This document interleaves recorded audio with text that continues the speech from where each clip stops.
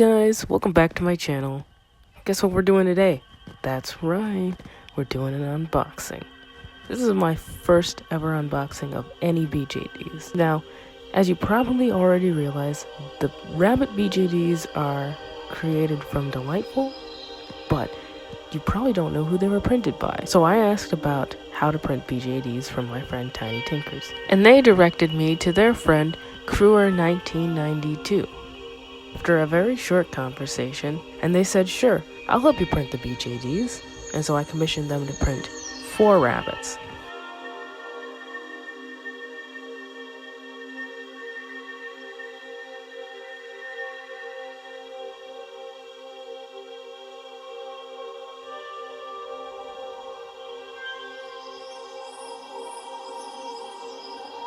Here's some other parts that they recorded for the video.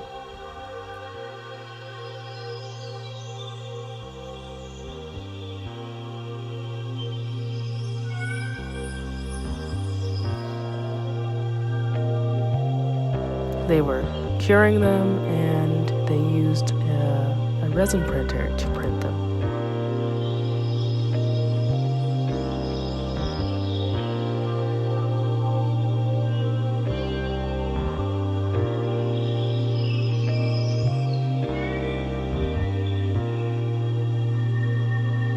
And they also printed me a regular-sized BJD.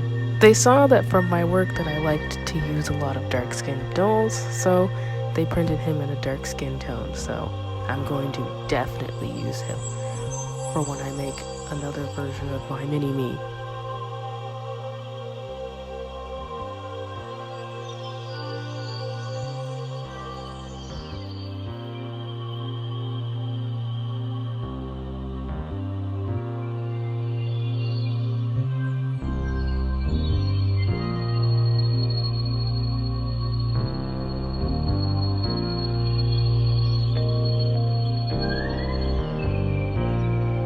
If you're getting a BJD from a manufacturer, a lot of times the BJD itself will be sanded down already. But when you're getting it from a resin artist, a lot of times they won't sand it down and you'll have to do that yourself. Which we will do later in the video after this unboxing.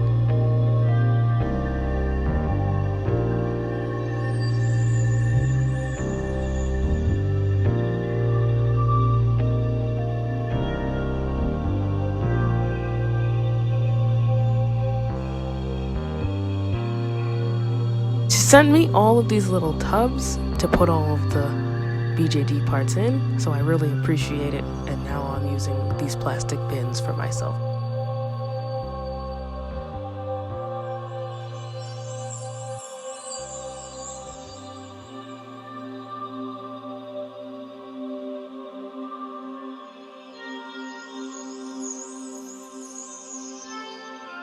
I sectioned off the legs so that I wouldn't lose them.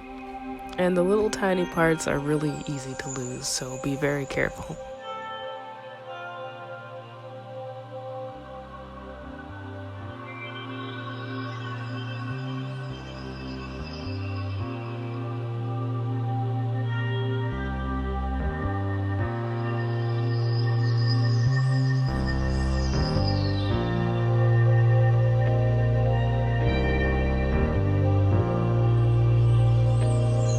After snapping off all the supports, I got the first 2 rabbits out of their casing.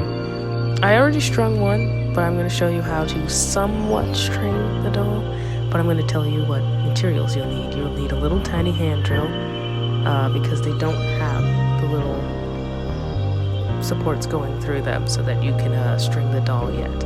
And you'll need some sort of a wire. So a lot of people use a sewing needle, like a large wire sewing needle, which has bendable fibers on it so that you can string the doll all the way. And you'll want to sand it quite well. If you've ever sanded something like your nails, you know that you need to sand it several times and in circular motions so that you get a nice edge. And because it's resin can fly everywhere and be kind of dangerous to breathe in and inhale. So if you add water to it, it will, one, you'll be able to see So if you use water, it'll, one, show you how this resin is being sanded, and it will also stop the fibers of the resin from flying into your lungs.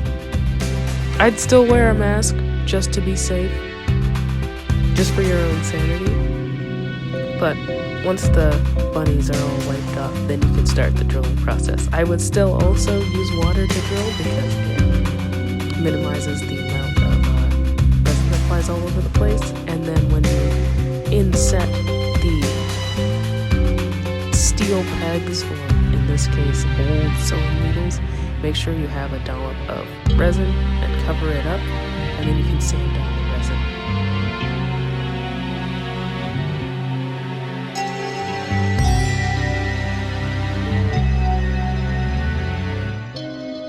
Stringing it is very difficult. I probably will make an in-depth video later, but for now, just kind of watch what I'm doing, because I do it on the other side with the same string, so it's all one string, and it all ends up at the head in the neck. At this point when I was stringing it, I didn't realize that you could burn the edge of the elastic, so I don't do that.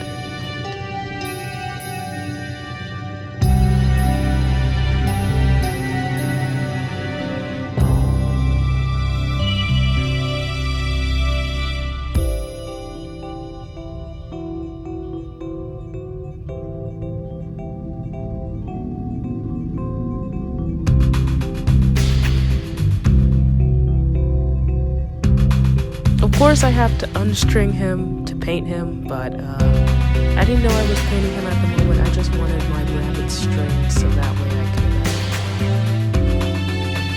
could see what they looked like strung up. I strung 2 of my rabbits and sanded down 2, so I have 2 to work with. So this is the same rabbit that I strung in the last part of the video, and I just painted him with some light brown. The edges of the paint always rub off because they're touching the resin all the time, and so the friction will rub off the paint. You can fix this for other dolls by adding a little bit of felt into the gaps of the hips and the gaps of the arms, but he's so small I didn't build up any thickness there, so I just kind of let it rub off because you can't see the part. So I used very thin layers of paint because one, it goes seamless, and you don't have any brush strokes because I don't at the moment have an airbrush.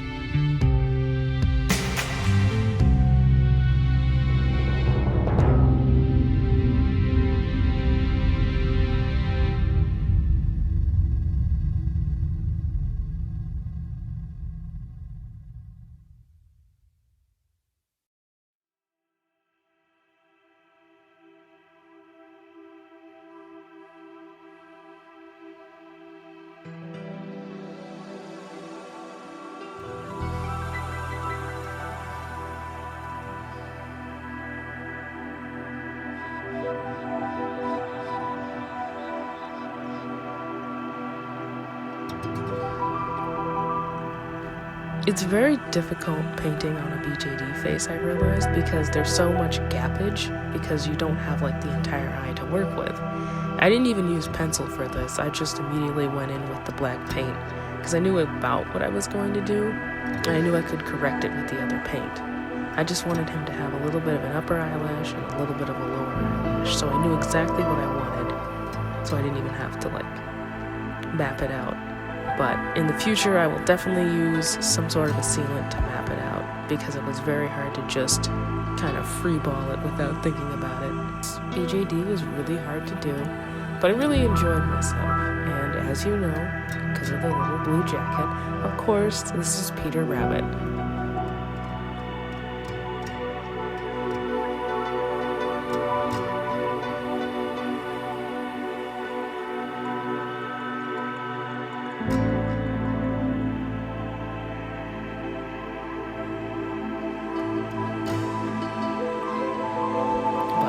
Appreciate the help from Tiny Tinkers and the help from Crewer 1996 And also, if you have any questions or you have any suggestions on what dolls I should make sure you comment them down below.